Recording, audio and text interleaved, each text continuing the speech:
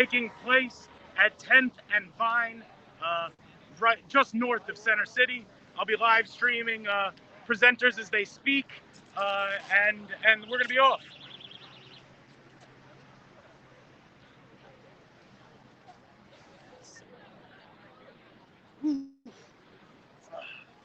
Shit.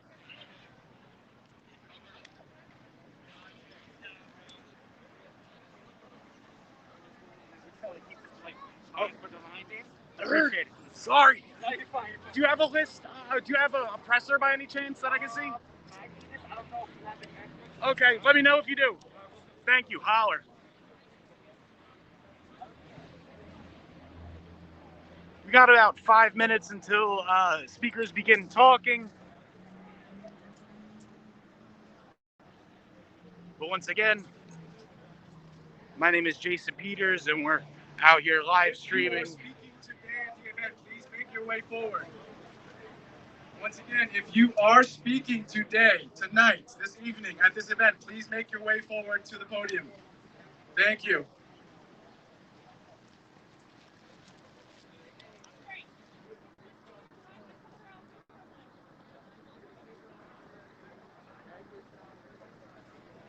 These are awesome. We got a couple more minutes before speakers come up to talk.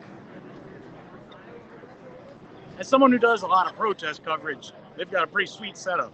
They've got good mics, a lot of water, they got a banner, they got a podium. These are the basics. It's very important.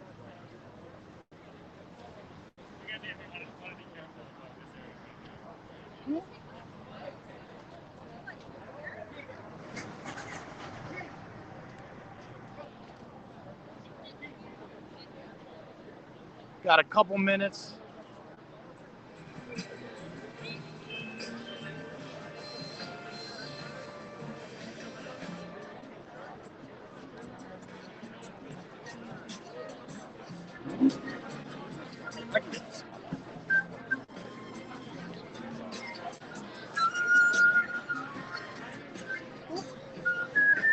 Excuse me.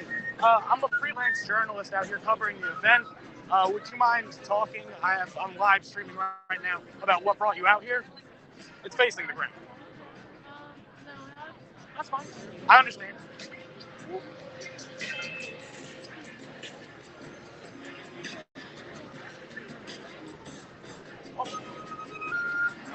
Keep it up. Hang? Yeah. I'm live streaming right now. Do you mind doing a quick interview about why you're out here or no? So we have specific people that are going to answer interview questions. So Okay. for right now, it's probably not me. Understood. We're kind of just focused on making sure this Make sure it goes smooth. And I'll tell you, as someone who does a lot of protests, you're way ahead of the curve. Thank you. You got sound set up, you got a podium. Appreciate that. That's it, sincerely.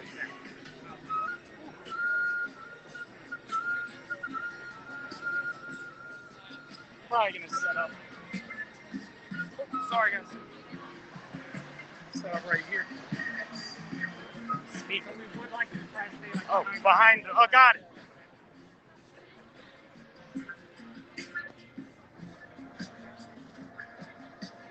Got a couple more minutes till we start.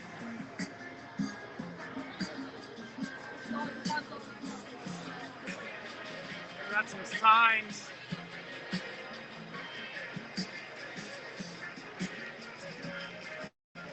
My kids next. Stop Asian hate. Is a very large showing for the beginning of a protest.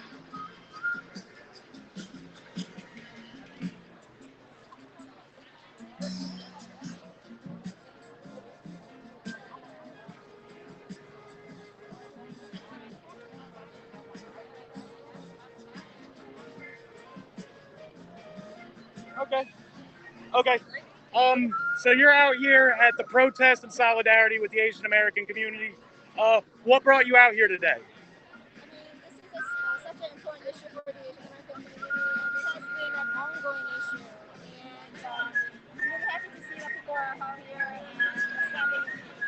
Do you feel as if things have gotten worse in Philadelphia for people of Asian American descent since the coronavirus has really become a mainstream talking point? I think that there certainly has been a point of alert. And I do feel that there is a sense of fear Well, I haven't played little. right now. I haven't done anything. And I think it's very important that we come together, with not only with the Asian community but broader society to address sort of deep-rooted racism. Is there anything that you'd want people watching at home to know? I mean, we want, everyone to really take the time to learn about, our community and our history, which goes back, a very long time, and that, we are, Americans, united, and this is an issue not only within the Asian American community, but, within any other community, and that I think only we have to kind of stand together and come together to really, put out this. All right, thank you very much. I appreciate you answering. No, that's great. I started my live stream too early and nothing's going on here. And I like to talk to the people. Hi everyone, we're going to start, so feel free to make your way to the front of the plaza. Thank you guys for coming.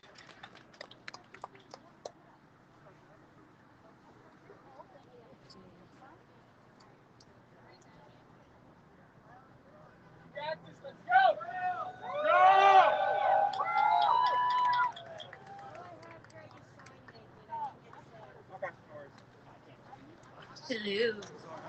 What up, Philly? You guys showed up today. Welcome to our rally for solidarity. My name is Raquel Villanueva Dang, and I'm a part of the crew that put together this rally today. As I look out at all of you, I'm filled with gratitude.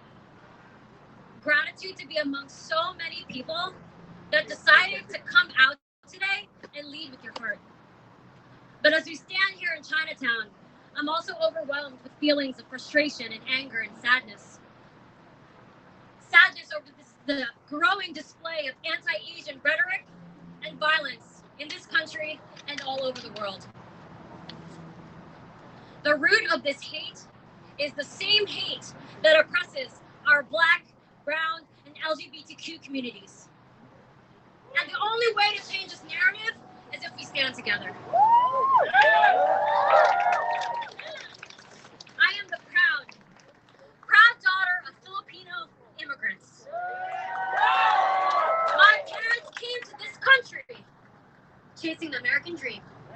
And I always thought that dream meant having a big house, money, a nice car. It wasn't until I got older that I realized this wasn't my parents' dream. Their dream was me and my brothers. They came to this country to survive, but they brought us here so that we could dream. Hell yeah. My parents made sacrifices so that I could be here today with the courage to be who I am unapologetically. I am a proud Filipino-American woman. I refuse to be reduced to a monolith, a fetish, or a model minority. And to my Black, brown brothers and sisters, I refuse to just watch as all our communities continue to suffer at the hands of racism. And that's why we're here today.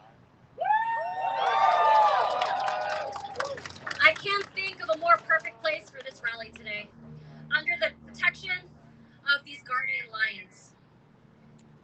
You may also know them as food dogs. Now, guardian lions always come in pairs, a female and a male, each representing contrasting qualities, yin and yang. But when they're together, they create balance, harmony, protection. Everyone here has their own story and perspective, but it's when we stand together that true harmony is created. Today's rally is for all of us, a space to feel belonging, peace, and support during these difficult times. As you listen to today's speakers, I hope you continue to open up your hearts and your minds and walk away from today inspired and committed to making positive changes, big and small, within yourselves and in your communities. Let's keep pushing for change and better days ahead. It's going to get harder before it gets easier, but it's going to be worth it. Thank you all for coming out today and showing up and showing out. Thank you for supporting the movement.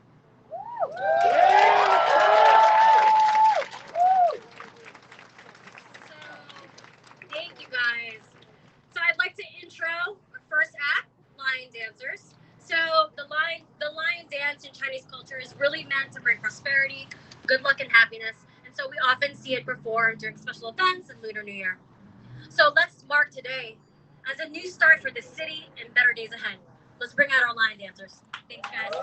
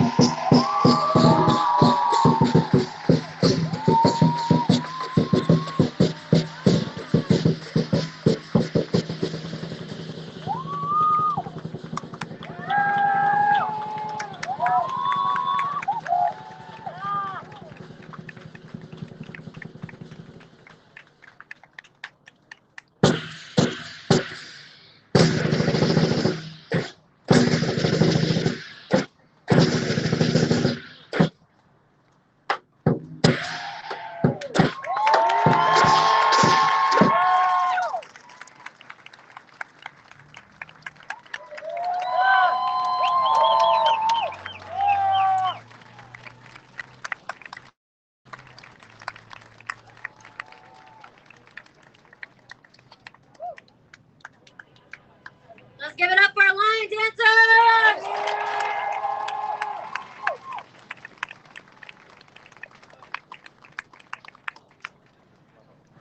I want to invite our first speaker up. Really excited to intro him to you guys. He's a really good friend of mine. Taizu, really happy to have you with us today. Taizu is an Indian American artist whose socially and politically charged music speaks often to the plight of the silenced and underprivileged. Taizu.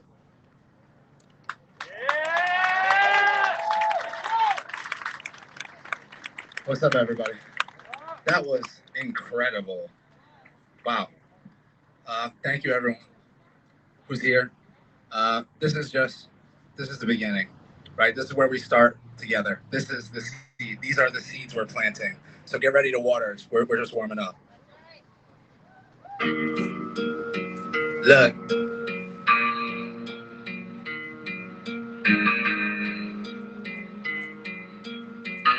I'll keep it here.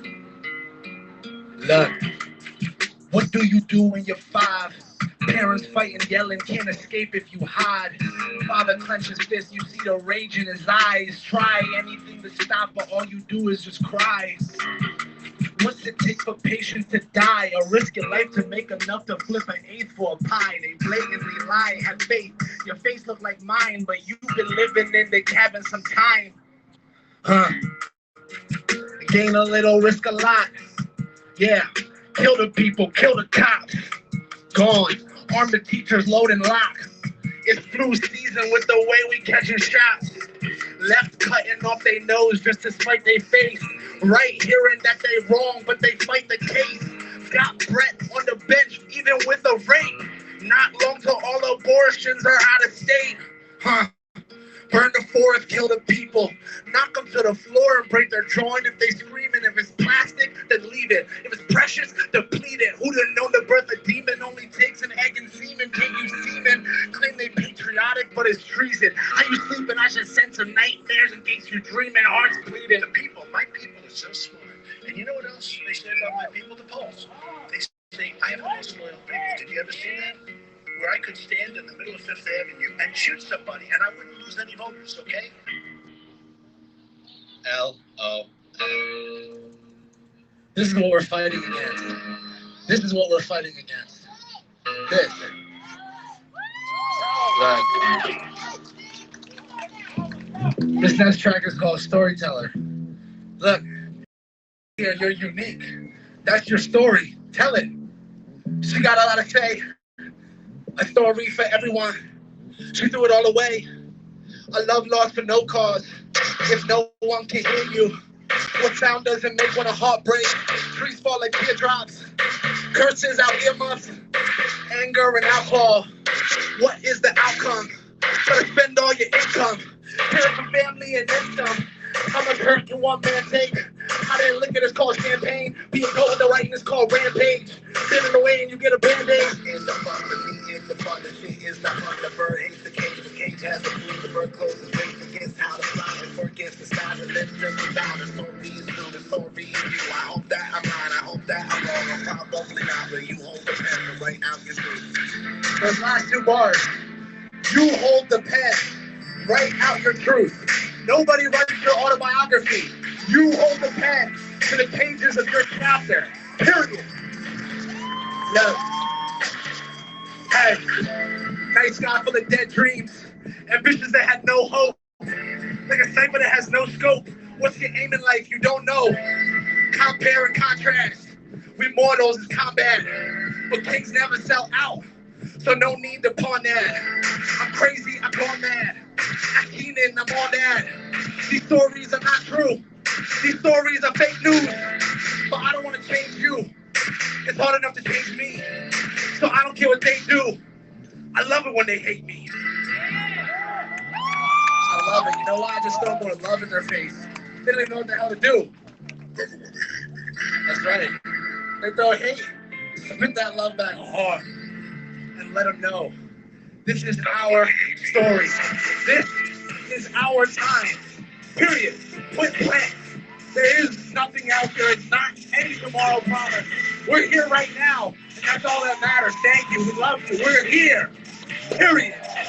Look, not into fun, but need it to fun. The shit is not fun. The bird hates the cage, but cage has the food. Bird closes wings, forgets how to fly. Bird gets the skies and lives just to die. The story is true, the story is you. I hope that I'm lying, hope that I'm wrong, and probably not. But you hold the pen, so write out your truth. Woo! Let's go. How you doing, Philly? Fuck. It's called storyteller. You're the author of your narrative. You're the author of your story. Don't ever forget that. You stop being the author when you hand over the right of the pen. Never. You write your story. Period. Hey. All right, this last track. Wolfgang. It's called Stars. Up there. When it's we the people is me. You stand up for all people. Period, point blank. I wrote this after I saw the video of Ahmaud Arbery. Left. Hey, fuck your policy and your politics.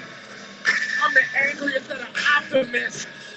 This shit fishier than a lobster dish. I'm going ham, don't see what the other option is. Fuck your policy and your politics. I'm the angriest and an optimist. This shit fishier than a lobster dish. I'm going ham. This is my land, not no other land to claim. This is that land where nobody look the same. This is your land, hope you got something to say. This is our land, they can't make us go away. I refuse to disappear, I will not interfere. Feel like big in 94, I'm ready and yes I'm here. You hating and don't come near. They hunting us like we deer, can't even go for a run. These races don't seem too fair. I cannot live optionless. They got no problem making us property. From my tragedy to you comedy. From the colonies to economy. Rich white people say the system works well. Broke white people say at least I'm not black. Years of ignorance still on history book. Because you went to school don't mean you understand class. Classism, racism, thisism, thatism. They hate you. Throwing back at them, I get mad. Time to rage, gotta rap at them. And what's the reason for that hate? I gotta snap at them.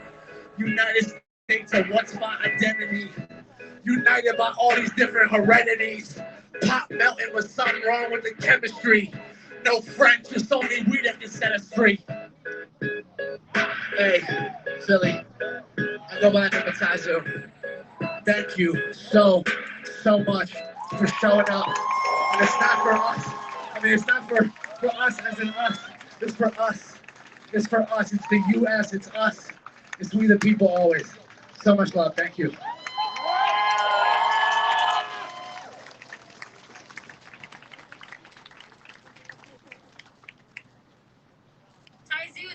Thank you. Let's give it up for Taizu again.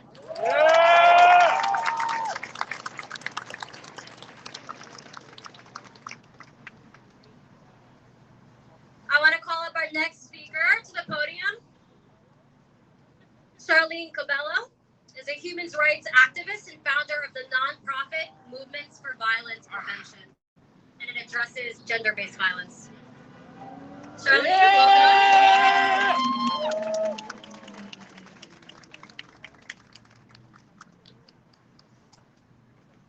Hello, everybody. Thank you so much for coming here today.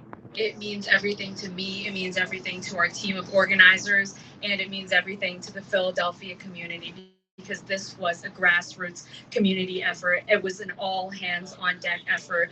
We asked just 8 of us if people in the Philadelphia community, organizers, activists, could show up and help us put this together, and you guys showed your love. You guys put all your hands on deck to this, and you gave us everything, and we thank you. And this is really for us.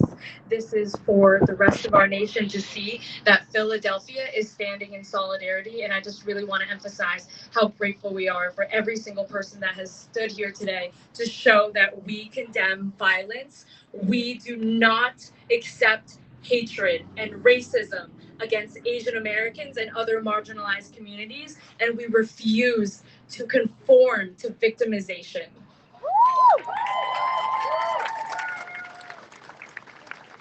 My name is Charlene Cabello, and I'm a human rights activist, and I'm also a survivor of domestic and sexual violence. And I stand here today as a proud Asian American woman because I refuse to be silenced.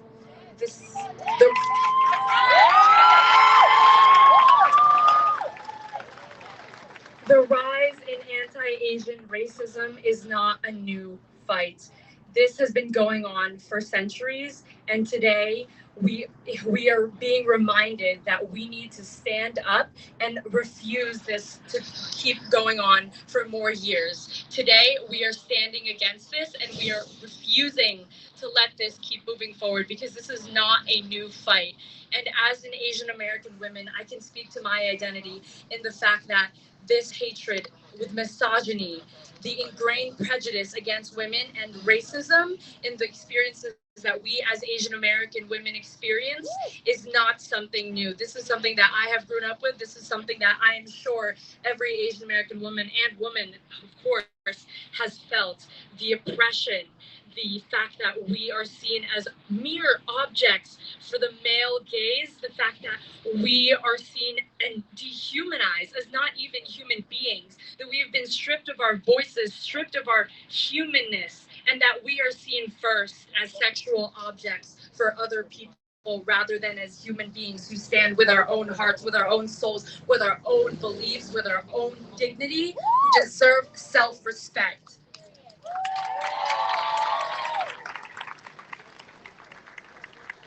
And that is something I want to stress, is that the hate against Asian American women, this misogyny and racism is not separate. They are not mutually exclusive. This is something we feel it is an intersection of both misogyny and racism. It is not one or the other. Am I not an Asian American when I speak to my identity as a woman? And am I not a woman as I address the violence against the Asian community? The lens of our beauty as Asian American women have historically been defined through roots of oppressive forces. We have been seen as exotic. We have been fetishized as objects. We are seen as not human beings when we are humans first. We are not objects. We are not timid. Asian American women are not timid. Am I timid here? Do I look timid? Do I look timid? No. I am speaking for Asian American women across the nation. We have a voice. I stand with you. Every person right here stands with you. We refuse to be seen as objects because we are not. We have souls. We have voices. We have hearts. We have our own minds. You do not have a choice to eliminate us. That is right. The shooter who had a bad day, who pushed the responsibility, saying that these Asian American women were a temptation, saying that they were the reason why. No. Let's remember that. Those horrific acts of violence, that responsibility fell to that racist shooter, fell to that terrorist. It was not, the blame does not fall to the Asian American women. They were simply just living.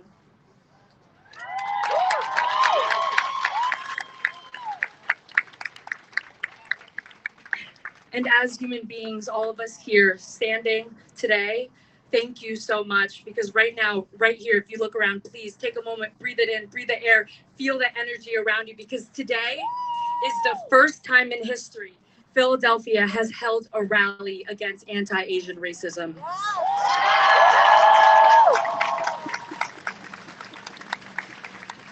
Philadelphia is the birthplace of America. We have the power to rewrite the narrative for the rest of our nation.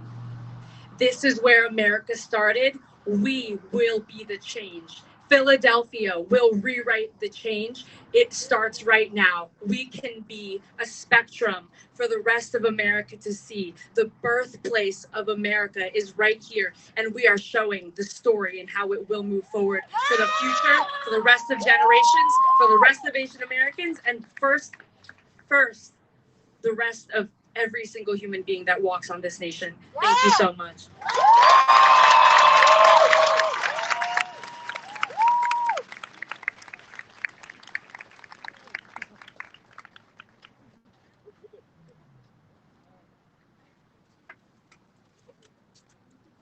Thank you, Charlene. Let's hear it for Charlene. Kneel like that so hard. I'd like to invite our next speaker up.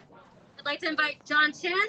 John Chin is Executive Director of Philadelphia Chinatown Development Corporation. John, come up.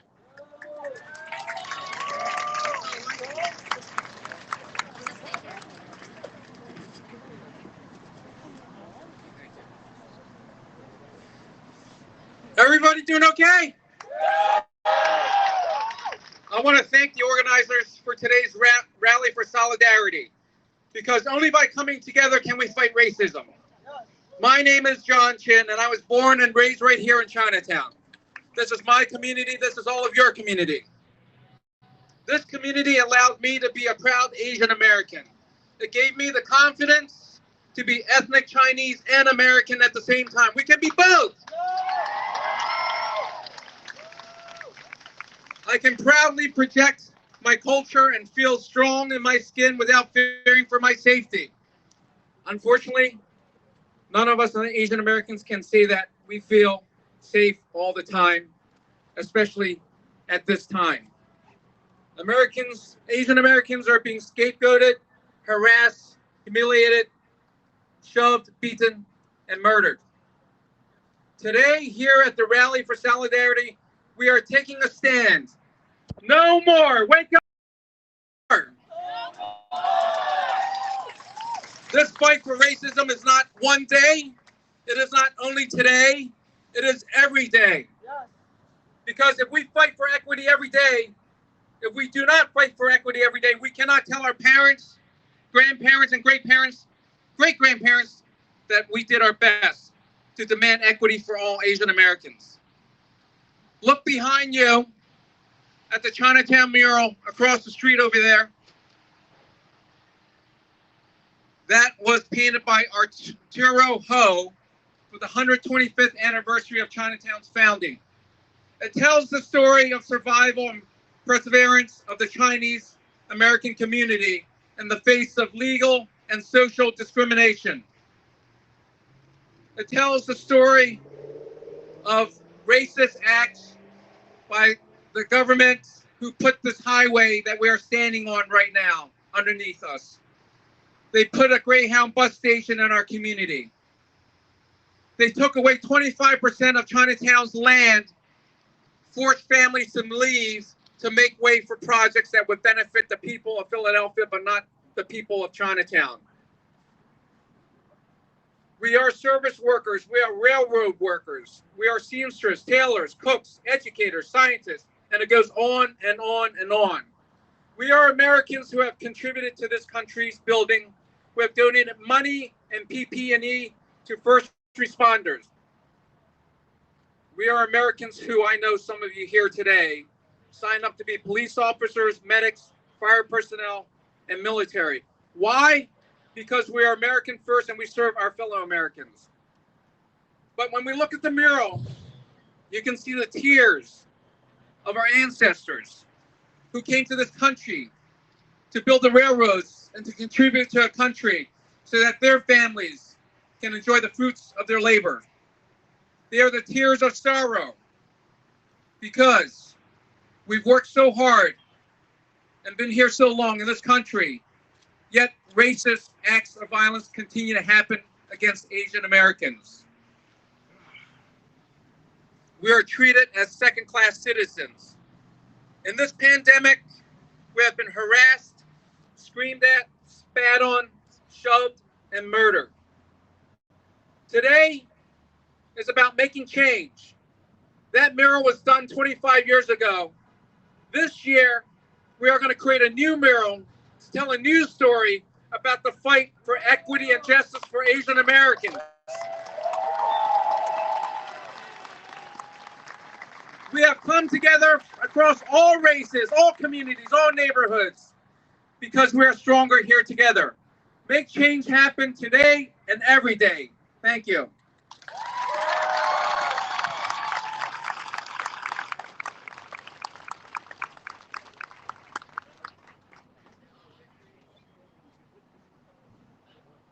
Thanks, John. Give it up for John, guys. 91 people here. I'd like to welcome our next speaker, Grace Fan. Grace Fan is the Youth Programs Coordinator at Asian Americans United. Grace? It goes everywhere from here. So, yeah, I'll show it to you later. But it's through and half TV. Hey everyone, I just want to thank the organizers again, as everyone is thanking the organizers, because they deserve that. My name is Grace Fan. I'm the current youth organizer at Asian Americans United, a job I have been incredibly grateful to have in this moment. I'm here today because the recent accumulation of anti-Asian violence incidents weighs heavily on my heart.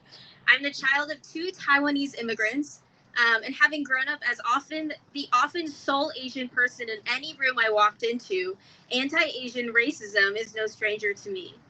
As an Asian American woman, I'm here to say stop the fetishization of Asian women.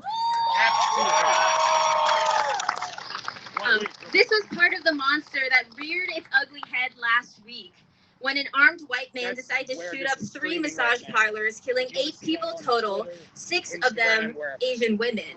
And somehow, law enforcement questions whether or not this is a hate crime. Having had countless experiences of men saying inappropriate things to me to express their affinity for Asian women, I can say it is no coincidence that the murderer killed 6 Asian women out of a desire to destroy his sexual temptation. These women were no more than sexual objects to this man. Asian women have historically been portrayed as as objects of pleasure to men, submissive, indefensible. Oh no. Mm-hmm. Hold on. All right.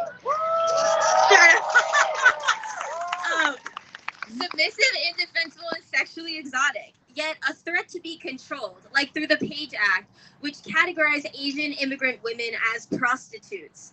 We saw history repeat itself last week, so it comes as no surprise that Asian American women have reported 2 to 3 times more anti-Asian racist incidents than men during COVID. And on the whole, Asian women have been the ones to report over 68% of all anti-Asian harassment or violence. We must fight for better. It is an issue of life or death. In the face of this violence, I have heard numerous calls for increased policing. As Asian American folks, we have to look beyond just ourselves and beyond what we have been taught by the American empire to think of as good. Calling for harsher criminalization and punishment or increased policing against people who are already marginalized within the systems we exist in is not the answer.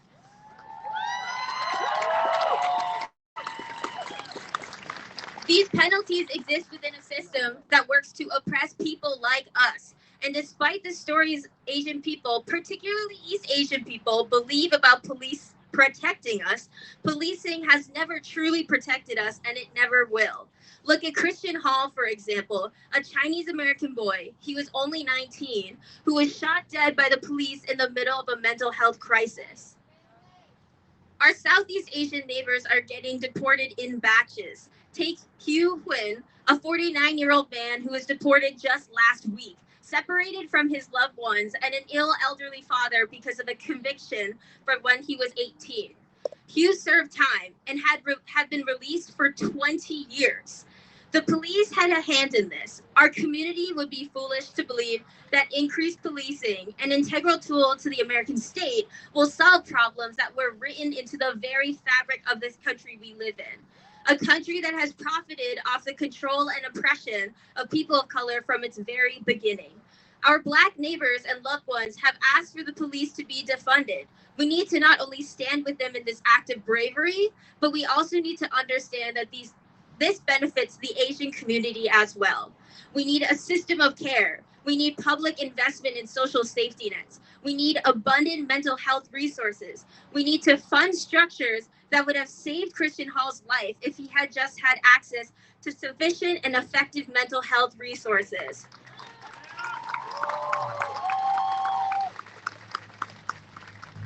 We need to eradicate systems of policing that exploit and exert uncontrolled power over our migrant sex workers, some of the most vulnerable of our communities. We need norms and systems that prioritize keeping Hugh Huyn, his family, and his loved ones together, instead of systems that are dead set on penalizing Hugh for a conviction that he was charged with over 30 years ago. We need systems that believe in people, in their ability to change and to be better. Because isn't that the kind of grace we all hope for in moments when we've made mistakes? To those like me, whose hearts have been heavy these past few days, weeks, and months, in light of all the anti-Asian violence that continues to persist, I hope you are able to find a little extra rest and care in your days. To support and build our communities and to remediate the suffering our families and loved ones experience, we need to be standing together and thinking beyond what we already know. Because what we know and are familiar with is not working. Thank you for listening to me today, and I look forward to continuing to fight for justice alongside you all. Thanks.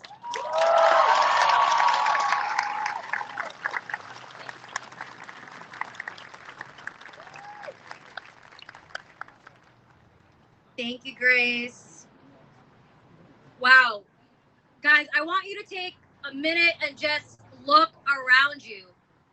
This crowd has doubled since we started 30 minutes ago. This is love. This is Philadelphia here in full effect. Thank you guys for showing up today. This is what solidarity looks like. This is what Philly can look like when we stand together. Our next speaker, so happy to welcome Meng Yuan Lao to speak today. He is a board-certified music therapist and PhD candidate at Drexel University. He is also a proud member of the Pennsylvania Dragon Board Club. Welcome, Ming, everyone.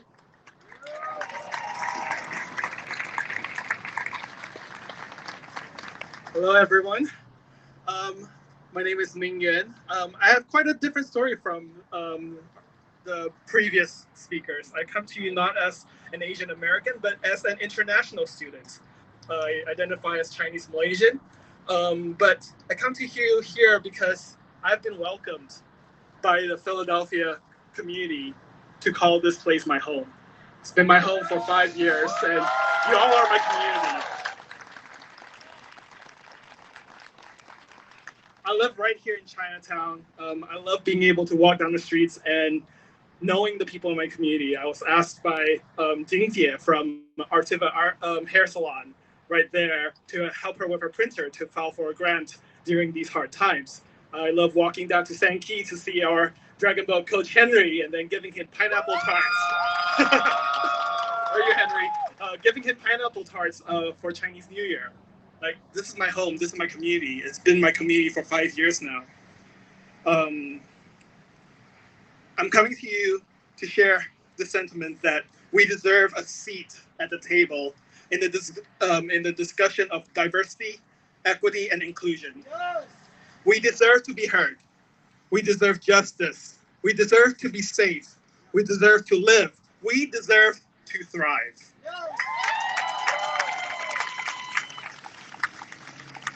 For many years now, much of the Asian community has been silent and internalized the injustices that happen to us. But now it is the time for a new narrative. This is the time for us to share our stories and our truth. The fact that we are all here gathered together for the first anti-Asian hate movement rally, a solidarity rally, marks a new direction in the Asian American narrative. I would like to use the remainder of my time to engage y'all in a simple practice. I come to you as a music therapist, right? So we're gonna do this together. I'm gonna say a series of dedications to our Asian community. As I say each dedication, I invite y'all to hold a hand to your heart. At the end of each dedication, I invite you to raise your hand to send that dedication to the universe. Ready to do that together? Let's do it. Okay, hand to your heart. We honor our ancestors from our motherland, originators and creators of our cultures and heritage. We honor our elders, sojourners, immigrants, and travelers who have built communities in foreign lands. We honor our family, friends, our community members who endured racist attacks, before and through the global pandemic. We honor the lives of Asian people with intersectional, marginalized identities. We denounce the misogyny, homophobia, queerphobia, transphobia, colorism, anti-Black racism, and ableism that runs rampant in society and in our culture. We honor ourselves, inheritors of our Asian identities. The spirit and culture of our ancestors live through us. We strive to sustain our inherited culture, creating new ones as generations rise, and dismantling practices and beliefs that harm us and others. We honor our future and future generations to come. We commit to making the world a better place for them to enter into. We center today's movement on our AAPI elders who have been targeted by anti-Asian racism, our Asian uncles, aunties, brothers, and sisters who have been attacked and lost their lives because of the color of their skin, the features of their eyes. Let's leave our hands up. Our hands are raised together to send our message to our community, Philadelphia, the United States, and the universe. Thank you.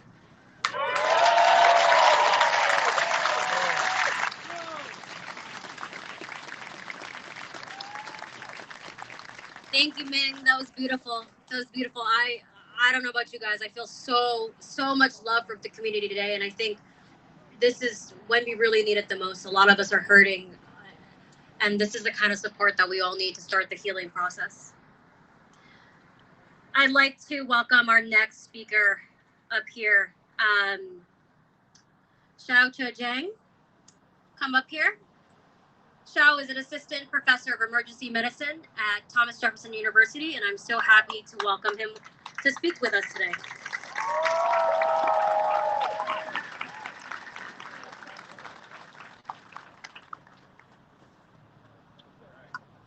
Can you all hear me? Louder. Got it. Oh. Good afternoon, Philadelphia. It is a great honor to speak for the Philly Rally for Solidarity at such a critical juncture in our lives. My name is Zhang Xiaoshi, and I'm an ER doctor at the Jefferson University. For many of you, the recent rise of anti-Asian racism and violence have evoked strong emotions and personal experiences in facing these deep-rooted injustices. Today, we are joined together in solidarity against violence towards our Asian brothers and sisters, mothers and fathers. And I would like to share my own personal journey on how these recent tragedies have affected me as an immigrant, as a new father, and as a physician. I immigrated to the US when I was 9. And one of my earliest memories after coming to America was being asked by my own parents to change my name. Before these recent tragedies, I would always think, man, I get to choose my own identity. Isn't that great? And I wanted to fit in. I wanted to live the opportunity that my parents were able to provide to me. I wanted to make them proud. And to their credit, they were right. I have achieved the Chinese American immigrant dream. I'm a doctor, I'm married, I'm a father to my beautiful mixed race Asian daughter. But all of this came at a price, and that price was my identity. Many of us have changed various aspects. Oh, got it. Many of us have changed different aspects of our lives, our clothes, our accents, and our interests to better fit and succeed in this country. While these changes may seem innocuous, they represent how we have remained silent and accepted the oppression of our identity as a larger part of the deep-rooted discrimination. Now that I'm a father, I also recognize the importance of embracing my culture, and I want my daughter to be proud of who she is. We live in a bilingual and bicultural household where my daughter can speak English and Chinese and is comfortable using both chopsticks and forks. But just last week, when Zooming with my mother, She cautioned that I should stop exposing my daughter to so much Chinese culture for fearing of her not being able to fit in and being made fun of. I froze. Not because I was upset for denouncing her rich cultural background, but it was because she was right. We are currently living in a world where being Asian means facing discrimination and violence. And just like my parents, I have lived in silence and complacency for hopes of creating a better world for my daughter. But if I continue to remain quiet, things will never change. As a father, I need to make a stand and advocate in solidarity for a world where she can not only survive, but thrive because of her rich heritage. Finally, as an ER doc, I am too familiar with the aftermath of violence and hatred. Let me be clear that violence is never the answer. As we are recuperating from one of the deadliest pandemics in recent history, let us focus our attention on healing, love, unity, not division, not hatred, not senseless violence. If there's one thing that COVID has taught me as a physician and as a father, it's that we need to cherish our friends and our loved ones, honor our family, honor our parents and grandparents, and become the support structure for those who need our help. In closing, I stand before you as a father, a doctor, a Chinese immigrant, to remain unified in our stance against violence, bigotry, and racism. It was an honor to share my experiences today, and I encourage all of you to share your own stories. Each of us have silently carried the burden of discrimination, but it is our time to speak up and send a unifying message on behalf of Philadelphia and the rest of the country. And we deserve to be proud of our identity, of our culture, and most importantly, we deserve the same opportunity to pursue the American dream in peace, without the fear of persecution and without the fear of discrimination and violence against us. Thank you.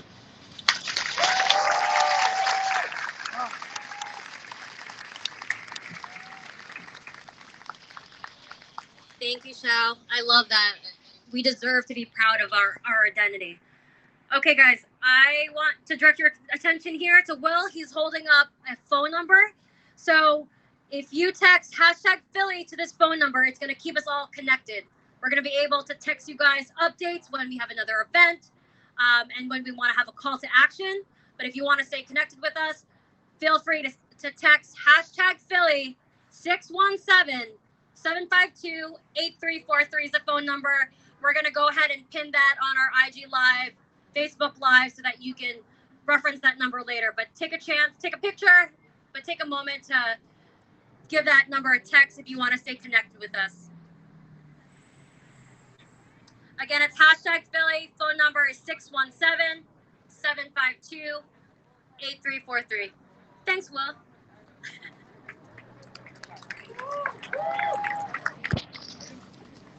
Happy to announce our next speaker, also a really great friend of mine, Leonard Rampersad.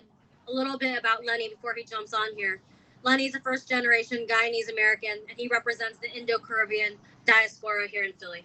And he's the co-creator of Caribbean Crossroads on social media. Lenny, come up. Good afternoon, brothers and sisters.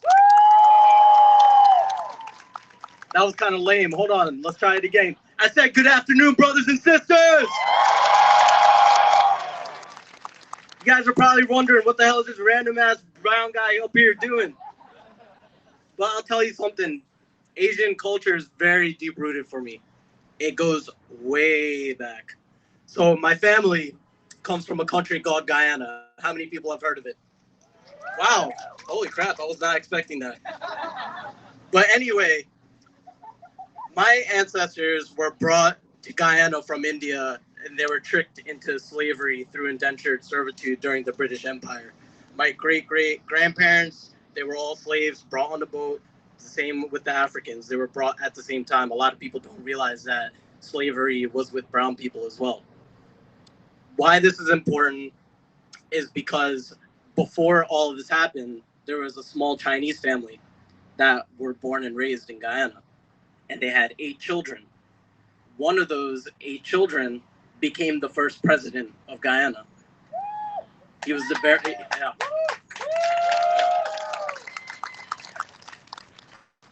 This guy cared about people so much because we were known as the land of 6 people.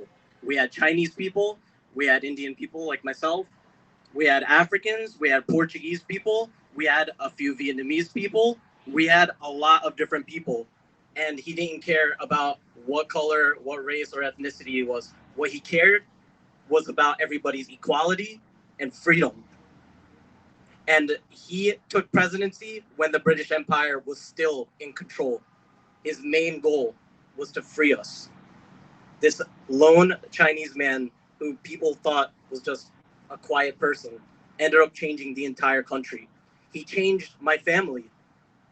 We loved him so much that we let him serve as president for 10 years, a whole decade. We loved him so much, he got Guyana's highest honor, only a handful of people got. It's called the Order of Excellence. We love Chinese people so much in Guyana because they've done so much for our economy and our community. They were selling us products because we were dirt poor. We couldn't afford anything. They were selling us hygiene products and food for prices that were insane. And they were making little to no money off of it, but they knew how oppressed we were. And they knew we needed this to survive. And that's what they did for us. We have a national holiday in Guyana called Chinese Appreciation Day every year that we celebrate.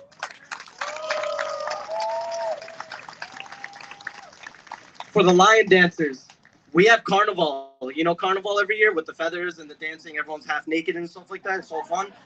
You know, there's lion dancers that come out for that every year, the Chinese population, and they show out and we all celebrate with them and we fly kites and everything. So this just shows how Asian culture has permeated throughout my ancestors, through my history. I come downstairs one morning and I'm asking my mom, what are you making? Oh, she's making chow mein. Like, where did that come from? Obviously, the Asian culture has had such a powerful influence. We never took a step back to think who gave us that gift. When I was raised as a child, I was brought up in a poor, sorry, I'm getting emotional. I was brought up in a very bad area. I had friends that were out in the streets doing no good, doing drugs. My parents sent me to the Korean Academy in Levittown, Pennsylvania, because they said martial arts was a way for me to stay out of the streets. It was a way for me to learn discipline and respect. And it did. It kept me out of it. If it wasn't for Asian culture, I'd probably be dead right now. Do you understand what I'm saying here?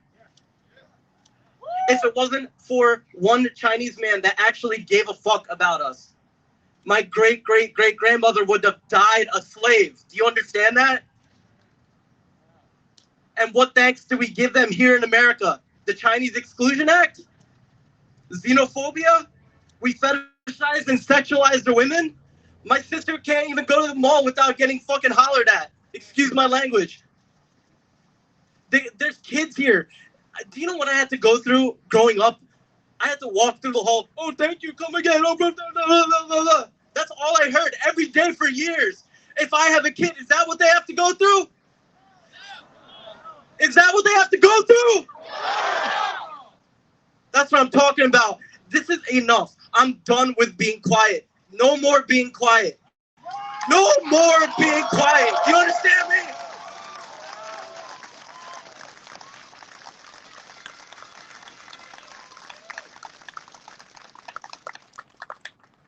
Why should we be afraid of our mom or dad stepping out and risking to get shot?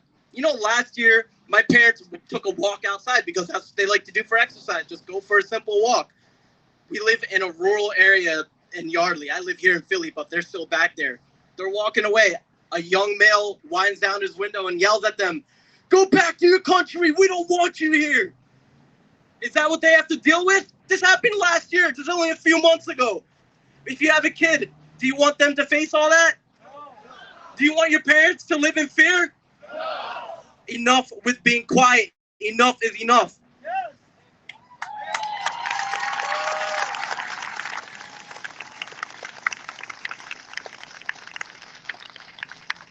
Here's the thing, too. East Asians shouldn't have to hold the burden of what's been happening with Asian hate crimes. We're all a part of the system. Look at George Floyd, for instance. We had a brown dude like me that called the cops on him. We have a white dude that held his neck down. We have black people that walked by and did nothing. We have an Asian guy that was trying to clear the way. All of us are part of the system. So if we don't unite in solidarity, how do we expect any solution to happen? Let's come together. This is Philly. I'm sick of seeing Philly in the news. Oh, shooting here, shooting there. Oh, Philly's grimy, Philly's this. No, that's not Philly. I went to college here. I grew up around here. I live here. I own a home here. I pay tax here. I fucking love this city. This is Philly. We're diverse. We love each other. We're the city of brotherly love. Let's live up to it and let people know that's who we are.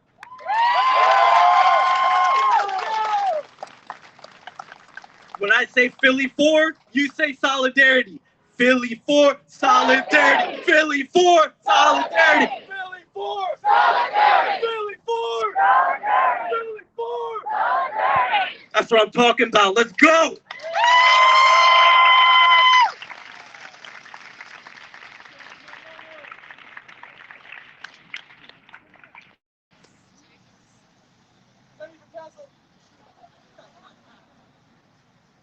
Let's give Lenny some love.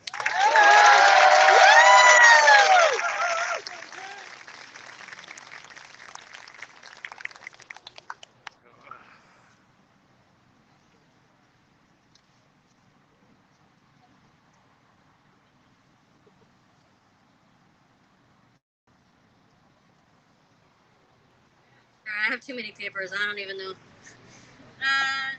Thank you, Lenny. A lot of energy in this space. I love it. I love it. I'd like to welcome our next speaker, Mellie. Mellie is the director of the Worry Center, which organizes Korean and Asian Americans towards social, racial, and economic justice. Thank you, Mel, so much. 안녕하세요. Hello, everyone. I see sea of people here. Where are you from today? I drove down from Bucks County, while Woody Center is based in Montgomery County. I'm imagining each of you this afternoon, or maybe this morning, or some maybe last night, left your house to come join this rally. It's like creeks from every corner of the city and in the area running to the ocean for me. It's been 9 days since the shooting in Atlanta. 9 days since a 21-year-old white man, Robert Aaron Long, had a bad day. 9 days since we lost 8 people, 8 whole human beings. Let me call out their names.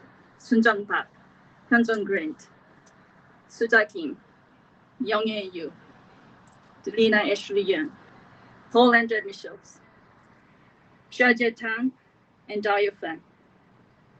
How have you all been in this past week?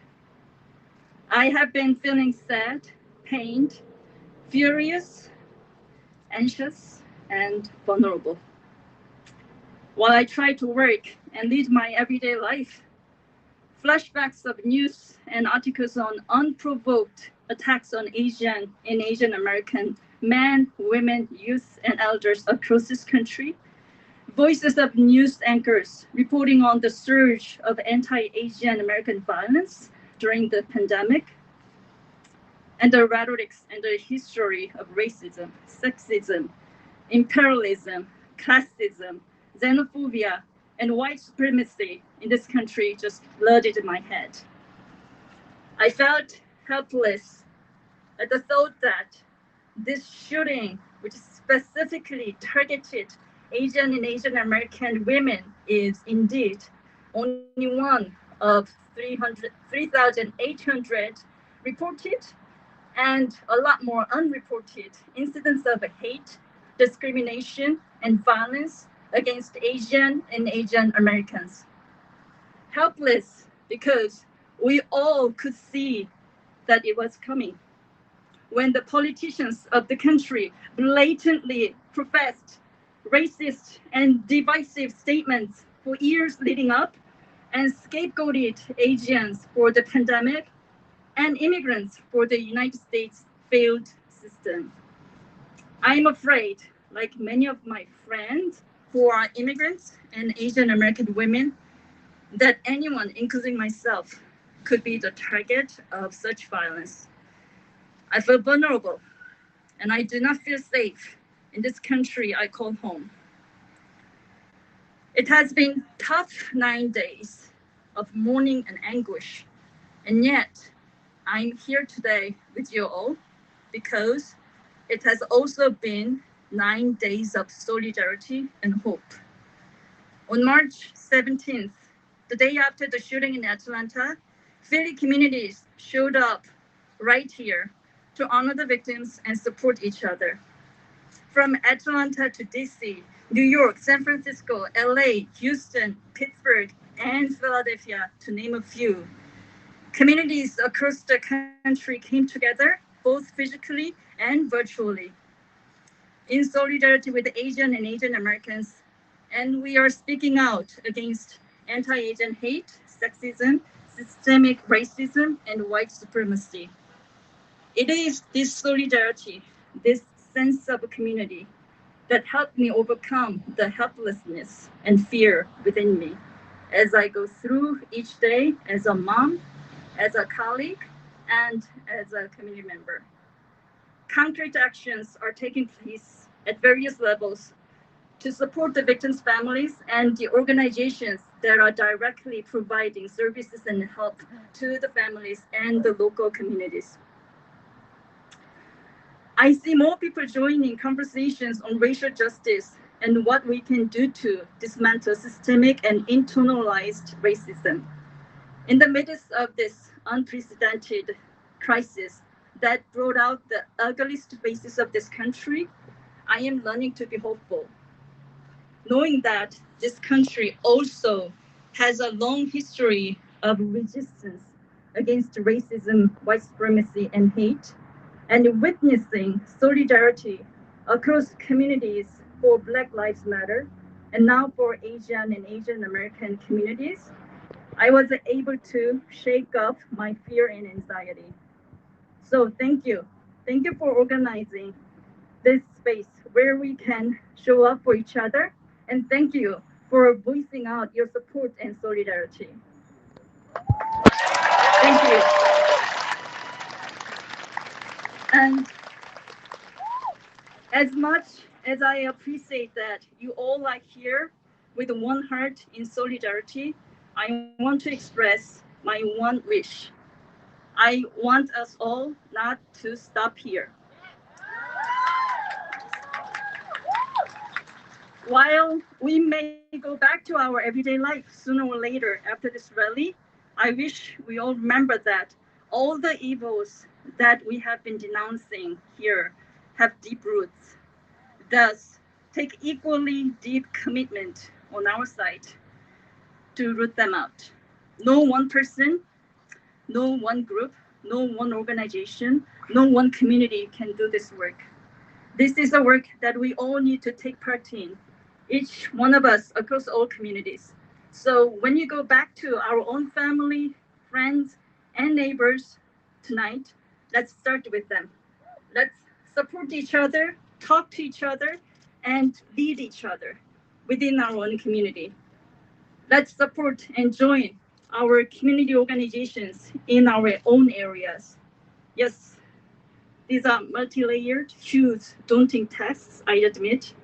We may doubt now and then if we can do anything, or if the little things that we do every day can ever make any difference. But I believe when each of us work for justice while deeply rooted within our own community in different parts of the city, the state, and the county, the country, we'll meet together in the end in a better society, like the creeks running into the sea. So let's be the creeks, streams, rivers of justice running where we are. Thank you.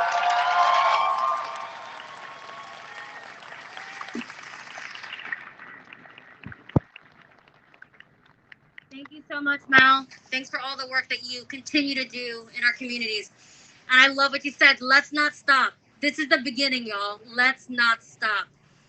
As you listen to all the speakers today, Think about how you want to continue making positive changes in your lives, internally and in your communities, and let's all stay connected. Again, text hashtag Philly. I said the number already, but Will has it lifted here at 617-752-8343. It's a way for us to keep connected. We'll shoot out some blasts for our next events and ongoing action items so we can continue to make this movement push forward. Let's not stop.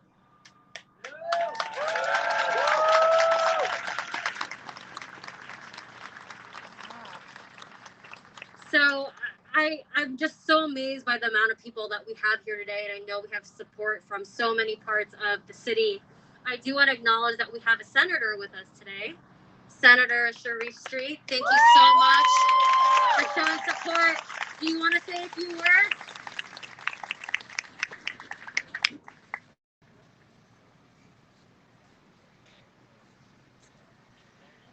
We must all stand up against hate.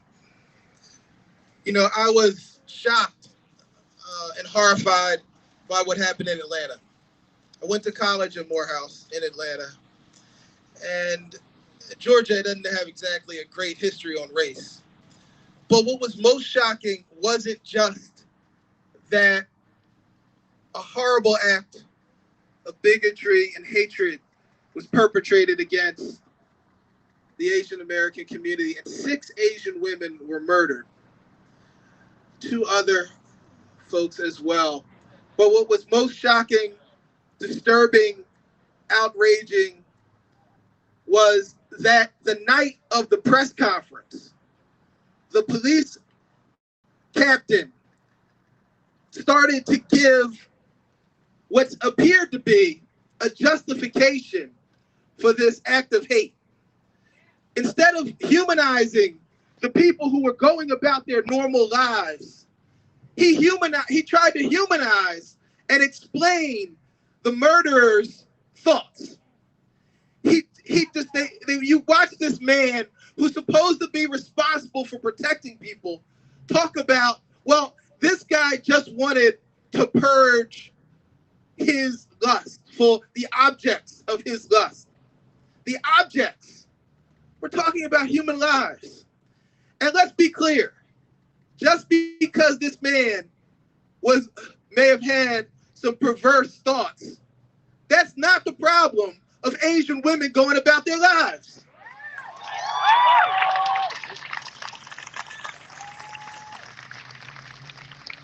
And people who are in positions of authority like me need to stand up and say it. We need to talk about the fact that had this been a group of white folks that were killed, they wouldn't have been saying that he was trying to get rid of the objects of his desire. It's deeply offensive. And it's because people can't see the humanity. They refuse to see the humanity. And because people in positions of authority create a permission structure and somehow suggest that this is okay is why it persists. And it is true that the comments about the virus, somehow blaming the Asian community for the virus, the deeply bigoted comments contributed to this environment. The words of people in power have an effect. We have to learn to see the humanity. I thought about it, and it was a little personal. I saw Councilwoman Kim here, and we can play for her. You know, I've known Councilwoman Ginn, or Helen, for a very long time. I met her when we were dropping off our daughters to preschool. They were little girls. My daughter is 18. She's here someplace now. And I thought about the fact that when you saw her daughter, that some of these people, when they see the councilwoman's daughter, Erin, who I've known her whole life, who went to school with my daughter all the way through up, and they're competitors in track, they don't think about the fact that she's smart. They don't think about, when I see her, how hard she's training for cross country. They don't think about that she's at one of the best schools and working really hard. They don't think about who she is as a person. They don't see a runner. They don't see a clever young lady. They don't see a person who can who get a little spunk for her mom sometimes. What all they see is an objectification in their own views. You know, when my dad first was organizing and he was going to run for office, and at the time nobody thought that he had a shot. He stopped in his first office, was in a Korean storekeeper's business, and a guy named Dr. Monsoon Park, who later founded the Asian Federation. And he stopped and he said, your dad came by. He said he seemed like he wanted to do something good. He said, I never thought the guy would make anything of himself, but I really liked him, so I gave him an office. So Dr. Park and his wife, Hannah, were like family. She always called herself Mrs. Park, my Korean aunt. And literally, because I was a little kid, I grew up with them and calling them aunt and uncle. But I think about when my Aunt Hannah is walking around, I think about the fact that if she's walking down the street, you see these thugs that would just want to knock her down. And they don't know her story. They don't know that they fought to keep a business that was opened up in North Philly when people didn't want to be there because of the riots. They don't know that they took in and helped out a young black guy who was an organizer and a protester, like so many people are protesting now. They don't know that that young man probably wouldn't have gotten elected to city council and certainly wouldn't have become the mayor of Philadelphia if it wasn't for the Korean family that decided to give him his first office rent-free. They don't know that they were a part of our family, and they don't care. But we have to care. We have to make people understand. That's why we've got to tell the stories. Each and every one of these folks. My Aunt Hannah likes to cook, and she likes to make Korean pancakes for me. And I like to eat them. That's part of why I'm getting fat.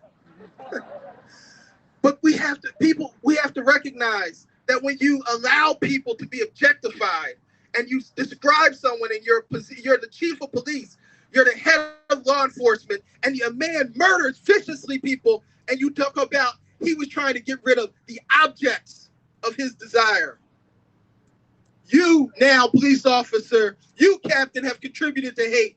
You, captain, have contributed to the objectification of Asian women. You, captain, have contributed to causing more people to be hurt.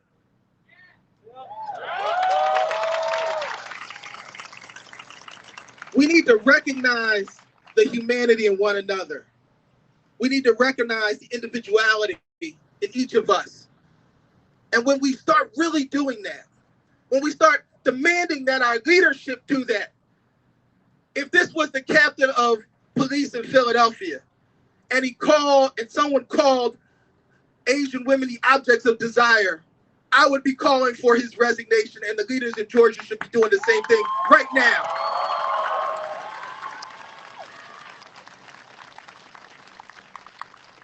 And you know, I went to college with Stacey Abrams, and I'm gonna call on all of the leaders that I know, all the friends that I know who went to Morehouse and Spelman, all the black folk who are so woke and so powerful and progressive in Atlanta.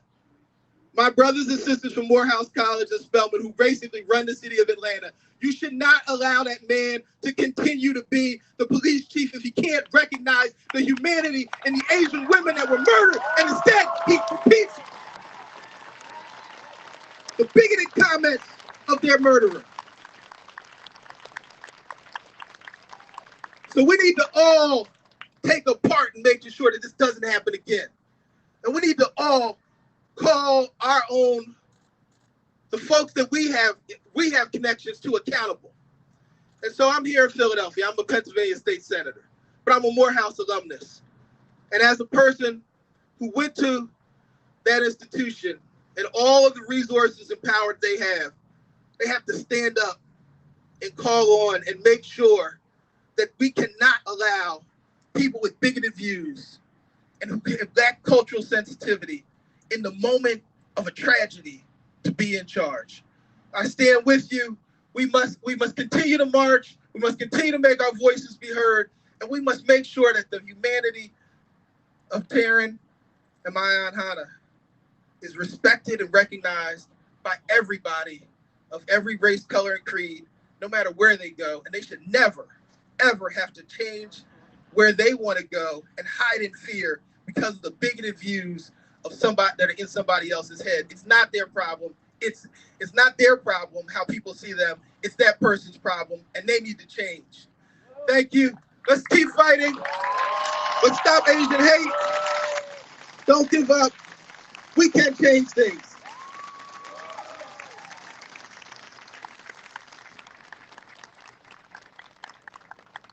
Thank you so much, Senator, for making it out today. For our next speaker, I would like to welcome Samantha Rise. Samantha Rise is a Black gender expansive song catcher and movement amplifier. They are a human megaphone committed to addressing and dismantling systemic oppression in Philly and cultivating joy and creativity as a critical resistance practice. Samantha, come on up.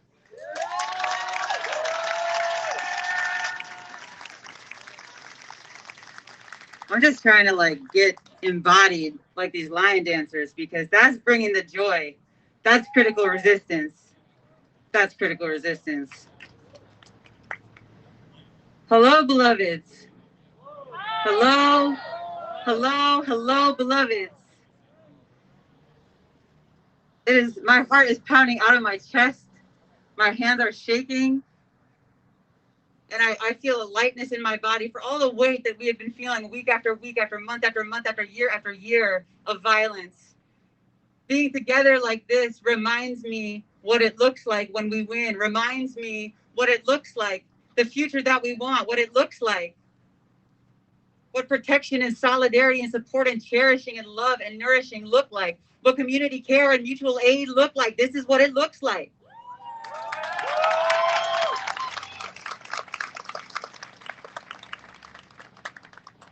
And I had to take some notes because honestly, has anyone ever seen me with notes before?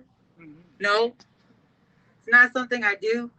But I was challenged at the invitation to be here because I felt out of place.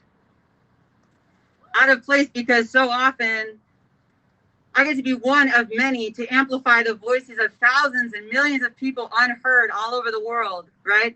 But the reality in this moment is that we're dealing with a kind of chronic visibility that's deliberate, that's insidious, that objectifies and fetishizes, that erases some of the most vulnerable people in the world, that's a product and a history of imperialism. Imperialism. Something that's so fascinating to me is when people, in this moment, I've heard people say, this is just not who we are, America. This is not who we are. And the two things that I notice about that, first thing that I notice about that, no one ever says that when Black people get killed in the streets. No one ever says this is not who we are. You know why? Because it is a common practice. Because it is inherent, it is inextricably bound to the history of this nation on stolen land. We are in Lenni Lenape Nanakoke territory. Aho. No one ever says that when Black people get shot and killed. And what's amazing to me about this moment, when people say that's not who we are, is if you think that it's not who we are to objectify, fetishize, murder, isolate, oppress, marginalize Asian people, especially gender minorities, you are not paying attention. That is business as usual. This is exactly who we are in this country. And that's why we're here. That's why we're out here. Because this is not new. This is not new behavior. Any one of my Asian siblings in this crowd can tell you right now that they have the same fear that I have for my elders. They have the same fear that I have for my nieces and nephews and nibblings and siblings. They have the same fear that I have for my trans family members. Black, brown, or otherwise, this is not new. But this is new. This right here, this convening, this is the first time we've ever gathered in Philadelphia to stop Asian hate, against violence against Asian Americans, against Asians. This is transnational, y'all. So give it up for yourselves. Give it up for yourselves for being here. And so when I feel out of place and my voice shakes, which is not common for me, I don't have difficulty getting loud for collective liberation. All right? It's not a problem for me. But I do worry that I take up too much space. You know, my sibling said, it's like, this is not a competition. We need to practice abundance. to say, you know what? There is room for me. There is room for you. There is room for we. There is room for all of us. And you know what? We're all leaving together. We're not leaving anybody behind. Our ancestors built this city, built this country. I'm looking at this mural. I'm thinking about, I used to live in western Wyoming, and I was 1 hour away from Heart Mountain, which was a Japanese internment camp during World War II. Most people don't know about that stuff. This is living history. But the reality is we get to choose each other now. We get to choose this moment. Our legacies, right? Our ancestors were the result of love of thousands, hands on our backs, of people who wanted us to survive, to show up to this moment right now, who wanted us to show up to each other in our fullness for them, for those people who had to assimilate, for those people who had to lose their language, who had to lose their love, who had to lose their culture, their identity, their expression, who had to deny who they love and how. Shout out to my trans siblings, my gender expansive non-binary and your non-binary binary community members. Back and back and back. Those folks had to lose parts of themselves so we could show up in this moment. We get to show up in fullness because that is our inheritance. And there is no one, nobody, no how who can take that from any one of you, can take it from me, and I'm going to protect yours, your sacred right to thrive, as I will protect mine. There are Asian women in the future. There are Asian trans people in the future. We're all in the future together, and I will fight for that with every breath I have in my body. And I know you'll do the same for me, because we're not leaving alone. No one leaves alone. We're going to do this thing together. Yes, Philly? Yes, Philly? Yes, Philly? Yes, Philly? Together, Philly? Together, Philly? Together, Philly? That's what we do. Yes. So I know we're already running late. This is how the world works. But I need us to just take a moment right now and locate yourself. If it's safe for you, if it feels safe for you, I know we have survivors in the crowd. I know we're talking about abuse and domestic violence, physical violence, sexual assault, etc. at all. Please take care of yourself as you need to. It took me 7 years to learn how to close my eyes. If it feels safe for you, close your eyes for a second. And if not, just soften your gaze, okay? Just stop looking and start feeling into. Feel the earth beneath you, the great mother who supports you, this community around you, allies and accomplices, siblings, friends, elders, caregivers, partners, children. Locate yourself in this time, this moment when we showed up to each other and said, you are not disposable to me. You are not disposable to me. I will not waste another second of my energy on another tired white man with another tired excuse. You are not disposable to me, so I show up. I choose myself because I have a right to be here. To my Asian siblings in this crowd, I have a right to be here. Say it to yourself. I have a right to be here. I have a right to be here. I belong here. Feel yourself on the earth. I deserve to take up space. I am ready as I am now. This world belongs to me, and I belong to this world. And to would-be accomplices in this crowd, say, I will protect you. I will protect you. I will support you. You are not disposable to me. I will show up for you. Because there is no future, there is no liberation without one another. The worlds we are building, this is what Adrienne Marie Brown says, the worlds we are building are the true pressure. So feel into the earth this moment, this moment that has never happened before in Philadelphia, and believe that when we come together, this is the true pressure. These convenings, this kind of trust, this kind of energy and power, this is what builds the new world. There is a new world coming.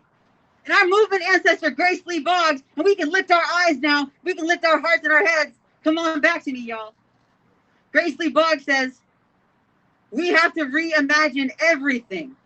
We have to reimagine everything. There is no hope for any of us in business as usual. We've seen for hundreds and hundreds of years what business as usual has gotten all of us. A whole lot of nothing, a whole lot of violence, a lot of desperation, and a willingness to dispose of one another. But that is boring. It's tired. It's inefficient. It's ineffective. There's no room for us in that future. This is the true pressure. So look to each other. Feel yourself. Look at yourself in this space. Breathe. You are alive. And choose each other by practicing together the radical imagination that will bring us the world that we deserve. We deserve a better world. Those women and their families deserve a better world. And we can render them visible in this moment by claiming it. And one more thing I'll say, I didn't want to take up space. I took up a lot of space, such is life. But I know that we're not in competition. We're not in competition for resources. We're not in competition to amplify ourselves. But my most profound teachers in this moment have been the Asian women and trans siblings who have turned their volume up, who have shown me their rage, who said, I'm sick to death of being silenced, who said, I'm sick to death of being fetishized and objectified, sick to death of being the cute little kid on the playground that people scooped up and said was a doll, who transform that, who bring the legacies and the vision, who keep alive the memories and the core and the vision of those women that we've lost by expressing their rage. So I would challenge y'all, this is for all of you, to turn your volume up, to bring your stories into movement space, to stay in these streets, to stop apologizing, to hang on to the mic for 5 more minutes, for 10 more minutes, 20 more minutes, 20 more years. Your leadership is the leadership that we need. We need you in these streets. We need your voices in these streets. We need you on this microphone. We need you saying, fuck out performative activism. We need you saying, hands off with my elders. We need you saying, silence is violence. We need you saying, not your fetish. I refuse to accept it. Not one more. It's over. My time. Turn your volume up, Sids. Turn your volume up, sisters.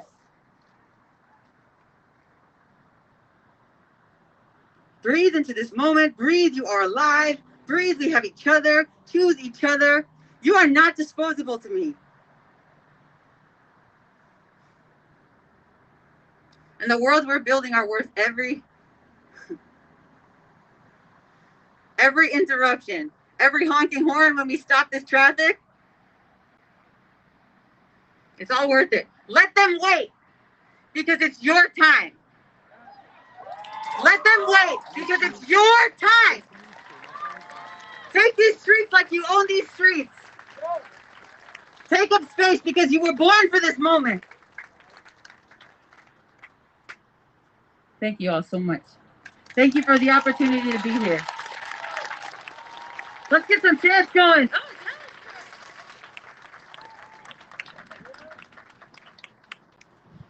Thank you so much, Samantha. That was beautiful. And I have so much gratitude to you. Take up that space. We want you to take up that space. Thank you so much. I'd like to welcome our next speaker, Helen Gim, Council Member Helen Gim. Seated in 2016, Council Member Helen Gim is a longtime community organizer and the first